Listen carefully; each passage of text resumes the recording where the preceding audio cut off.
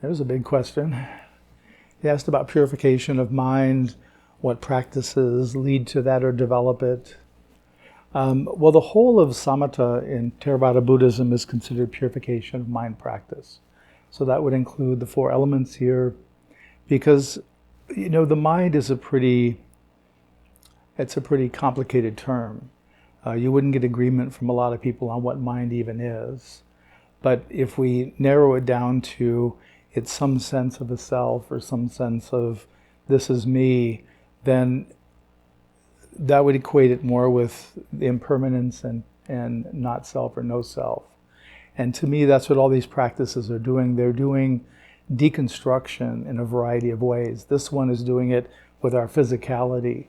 Our mentality too, but really our physicality. We're calling attention to our physicality, these features, these characteristics. And by naming them, it's almost like we turn them off.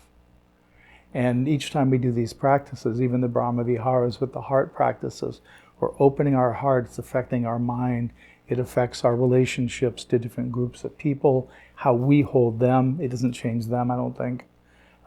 So it's another way that we're changing who we are based on upgrading our heart relationships and our attitudes towards judgments, towards groups and people. And then if we do that on the non-conceptual level, on the felt sense level, that can lead to absorption, which also steeps consciousness in a particular quality of the absolute. And so both the Brahma Viharas and the jhana practice do that as well. So that's where we're steeping in the absolute, which is quite potent. Yeah. There's more, but yeah, like the 32 body parts and skeleton meditation, all those. And then there's kasinas, which are colored lights you work with. And all of those purify. Like the kasinas, colored lights, include the four elements in the kasina. So they become kasinas. So we'll just keep purifying. And then we do the protective meditations. Probably can't remember them all now, but metta, and a recollection of the Buddha, and then recollection of death. Of the three I can recall, there's one more I'm forgetting.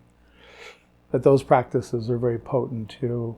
Even recollection of the Buddha puts us in touch with the source, the human source of Buddhism, and also helps us loosen our relationship to who we are based on time, past and future. That orients us more to the now. Yep. Long answer, short question.